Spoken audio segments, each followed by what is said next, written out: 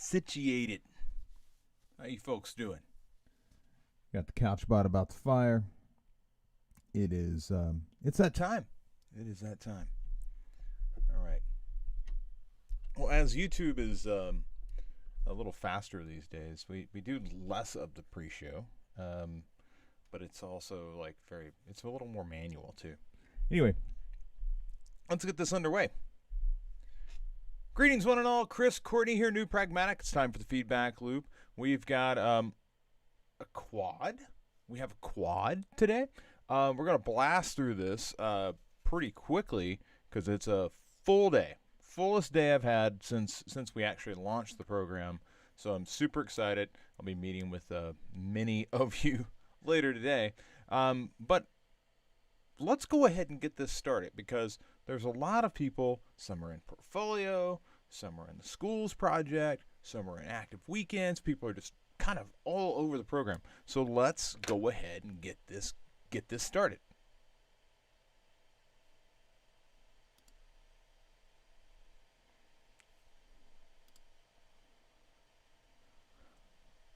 All right, so I'm going to start here with Maddie. Maddie is working on her portfolio. She's building it out in Squarespace. This is going to be the first cut. She's going to come back, and we're going to create something more custom. But the Squarespace that she's building is meant to be a placeholder while she builds the full portfolio. But you got to get your content together, and also you've got to get that out there. So that's why she's going about it this way. She's made a number of adjustments to the portfolio since we last looked at it earlier this week. Doing a lot of tightening up of content. Content here using CSS, which is nice to see that coming into play. I would do the same thing through here. It looks like this is still in progress. So we're going to come back to that. I want to take a look at growing Gerber real quick. I do want to also recognize that like you've adjusted this first image here. Let's go ahead and expand that. Case study. Oh, come on, Squarespace. I do not know why Squarespace can be so fussy at times.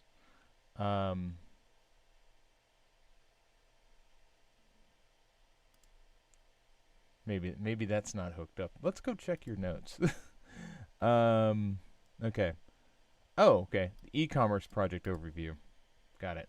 Adjusted logos on homepage. I'm not seeing that. Adjusted language, feature outcomes on Burt's Bees, add placeholder links to deck, and assets not yet linked. Okay, got it. That's why that link's not working. Okay, let's go here to project overview for Burt's Bees. Let's see what we've got here. Okay, so I like the date. Small to overhaul. It definitely puts a sense of scope behind it. Team role. I kind of like having that bit of space to kind of stop you. That way you don't get lost. It's very clear what's going on. Here's the full process. These appear to be slightly different sizes. I'm not sure why. Might want to take a look at that. By the numbers. Yeah, there you go. 129% average revenue increase in the 6 months post-launch. That's pretty cool. I know we said percentage to dollar, but having that average revenue, like we switched it from the 0.5 conversion, which didn't feel like all that significant, to, hey, the revenue went up over 100%. That's pretty great. And then we get down to the part 1, part 2, part 3, and insights. You've left insights at the bottom right now, but I'm kind of okay with it because you've got the numbers, which, what's more important to a client, to a potential hire, to a potential company hiring you? What you learned from the project or what results you got? If you don't have results, it's what you learned from the project. If you have results, it's results. It's always results. So this is excellent.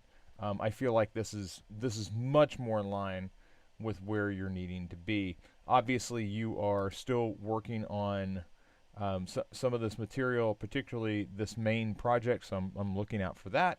But I definitely think the tweaks that you made to Burt's Bees are in line. And I want to look at baby food, business of baby food, real quick. So um, yeah, see the sizing is different here than there's the same here, but it's different on the other side, like from the process deck to the assets. So something to look out for there. And I can see like you've gone through and you've updated this. I do need to take more time to read through this, so I owe you some homework to come back and read through the particular aspects of this that are present. But overall, this like it's coming together. It feels previously for those who were following along, everything that Maddie had was in this deck, and oh, okay, so it's not linked.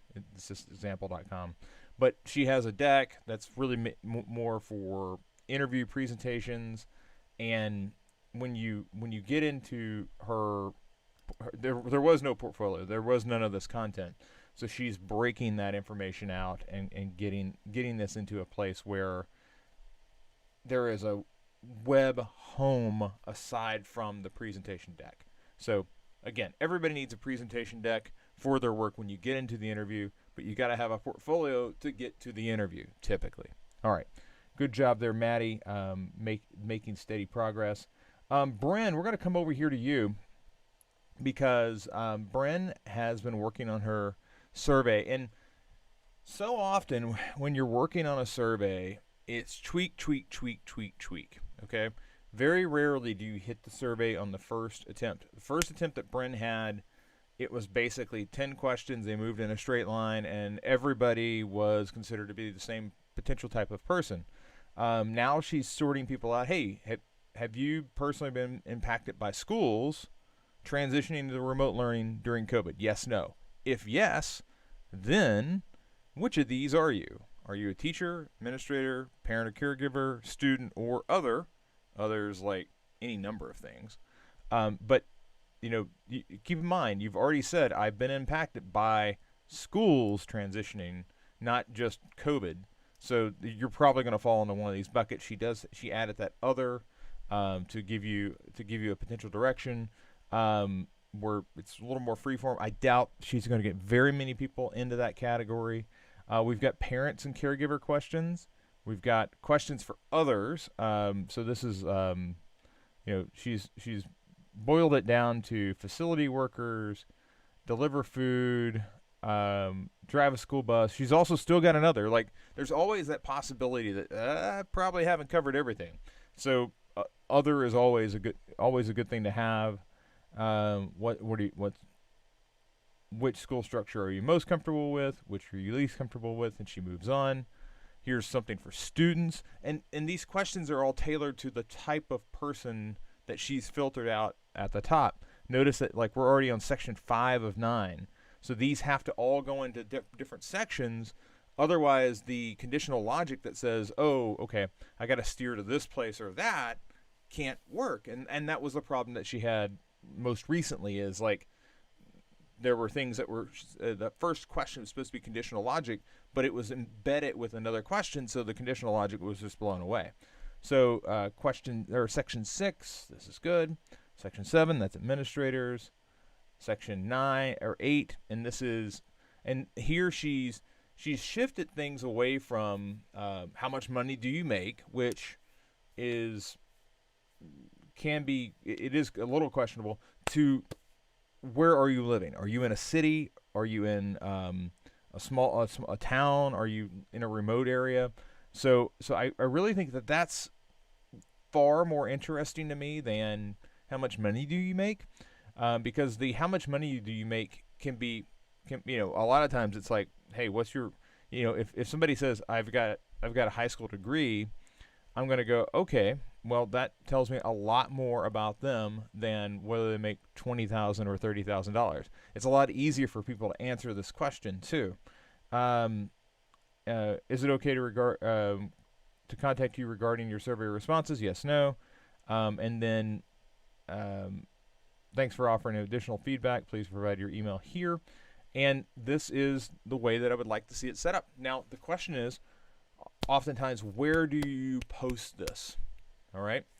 In the past, I've seen people posting surveys like this on things like Reddit. You'll go find like a school's feed or parents' feed or COVID feed, and you'll post a survey like this. You can go through Facebook groups, but you can go through Facebook groups also.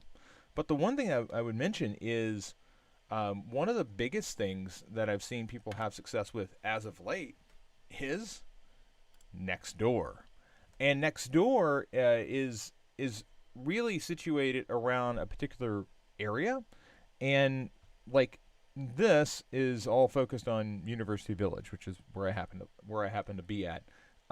It's your Nextdoor will be somewhere closer to you, and what's cool about that is these neighborhoods typically have groups in them, and some of them are like school groups, some of them are parents, some of them are COVID related, and they are less likely to have really gnarly controls against people coming in and starting discussions. So I've had students have a lot of success with Nextdoor.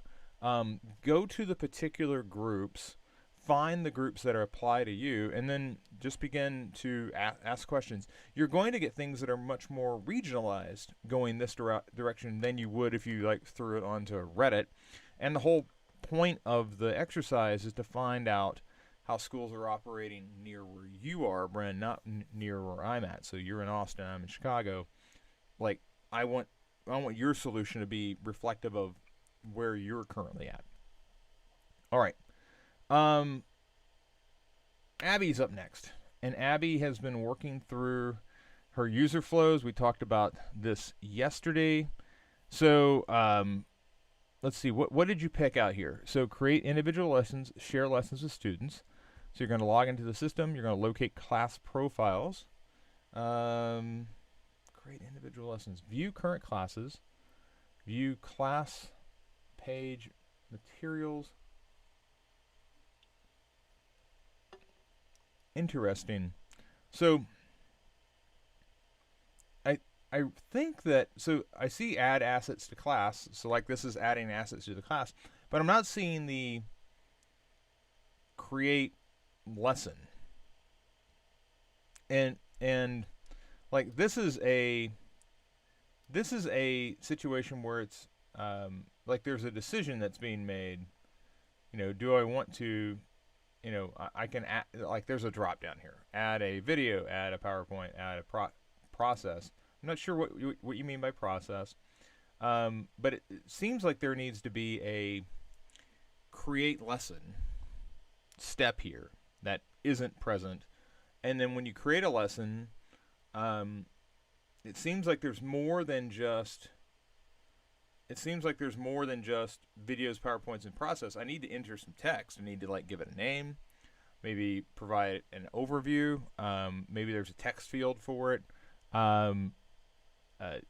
Is there a particular exercise that they're supposed to do after the lesson? So like there's some steps here that I think, like particularly when you get down here, that we need to see some additional work on. Turning in assignments for grading. So log in systems, locate student profile, view current student classes, view class page, overview, materials, turn in folder, add assignment to turn in, view past assignments. Again, I think, you know, some of this may be semantics. View class page. So I'm on the class page, right? And where are the exercises? I see materials, but are those the same as exercises? I don't know. I see, again, it's materials. So I'm going to guess maybe. I see turn in folder. Is turn in folder like a big one for the class, or is it something where I go into a particular I go into a particular exercise to then turn in that assignment so that is bound to that exercise? Again, it's not surprising that some of this as you dive in deeper is going to require some extra thought. It's like a lot of times when we whiteboard these things, we go back and forth and we erase the whiteboard and we draw new flows. So I think that's where you're at right now, because you've got, hey, I want to add the assignment to turn in. Do I when I add the assignment to turn in, do I submit? Do I click a button to say submit assignment? Or and why would view past assignments be down here? So there's some questions I've got about the end of this flow. Turn in assignment for grading. Save assignments to archive. So this is the teacher. She's going to go. She's going to go to current classes. Look at class profile. View current classes. I'm not sure what the class profile is. So is this like a particular class? So that's a question. View current classes. So this is like a list. View class page. So I'm on a particular class page. View turned in assignments. So I'm turn in assignments for grading. Turn in assignments for grading. Why would the teacher need to turn in assignments for grading? Is this a copy paste thing? I'm not sure. But we're on this class page overview. I'm going to go to like turned in assignments. I can see that as a list, and then I need to grade them, right? So to grade them, it seems like I would need to access assignment, and then there's got to be a step for assign grade. Is there a feedback field? Like there seems to be some stuff that is down here, because again the task says assignment for grading. Track and record grades. So maybe this is okay. So view current classes, view grade book, record or student or assignment. So it seems like this grade book is like I'm looking at the grade book, and that should show me students. I could see students. I could sort by assignment. When I look at a grade book, it feels like I'm looking at a historical record by default. Like there are no grades for things that have not been graded yet, right? And this is where how much of the lift is being done by the student, or not by the student but by the teacher, and how much is being done by the system. So there's some questions there as well. I'm gonna take time to give you some more detailed feedback, but I definitely think that like I'll send this video over in a bit so you can kind of walk through the thinking here. But I definitely think that like you're on the right track, but it seems like it may be semantics that are getting in the way. So we've got to figure out some of those barriers. But it tends to feel like there's additional steps that we haven't quite gotten to yet in the grand scheme. So these flows actually may be a bit longer. Okay? All right. And then Ricardo. So Ricardo, who I will see in just a few minutes, Ricardo is in here with an expanded look at the competitor matrix. I see that you've added, Players Sports Group, S3, and Chicago West Side Sports to this. What's interesting, I'm going to just go look through here for COVID. So there's COVID here on S3 leagues. I see one mention of COVID throughout the entire thing. So you've expanded you've expanded on the sites or the oh, and by the way, let's just go ahead and do this real quick. I'm going to well, I want to lock this upper area down so that it stops scrolling away.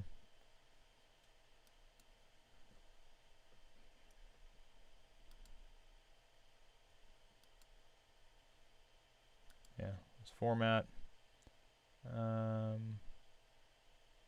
Yeah, freeze. This is what we're trying to do. Boy, Google's really struggling. View, freeze, up to current row. Now those top two rows won't move away when we scroll, which is important because it's kind of hard to see like what exactly are we looking at. So when you're going through here, again, I come back to, in the summary, I should have some sort of idea of what those COVID restrictions and outlines and how those companies are tackling it. I should have some idea of whether whether they're paying much attention to it at all. And right now, I don't really see anything. And maybe some of this is on the fact that it's just mainly the older material. So this new material doesn't have the summary kind of giving us an overview of what's actually going on at these sites. So that's something to take into account. Again, this always comes back to what was the client looking for? They're looking for guidance related to COVID. What sports can they engage in safely? And in looking through here, I'm just going to search for COVID really fast on their site or on the homepage. There's nothing, but I do notice that like virtual events, like it's incredible, like how many more companies like this are offering virtual events now and promoting those where previously they probably wouldn't have done that. Okay, so let's put a focus back on what is the client looking for? They're looking for guidance from you on what they can safely do related to COVID, and some of it is just like you here for player sports. You said contactless waiver. Staff got so maybe it's just not, you're not talking about it in terms of COVID like you are here on S3, but we'll talk about this a bit more here in just a moment.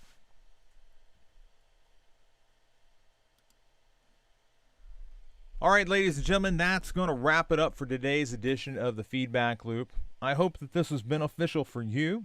It definitely was for me. It's great to see the work from Maddie, from Bryn, from Abby, from Ricardo. Everybody's trucking along. It's good to see people in here developing a rhythm. I can't say enough about how important it is for you to come in and be active on a daily basis as you're going through the program. That's really how you unlock your the ability to really boost your growth and the depth of learning that you achieve. Anyway, that's going to do it for me. I've got a long day of meetings here, meeting with so many students and prospective students. So without further ado, I'm Chris Cordy. This has been the Feedback Loop, and I will chat with all of you tomorrow. Take care.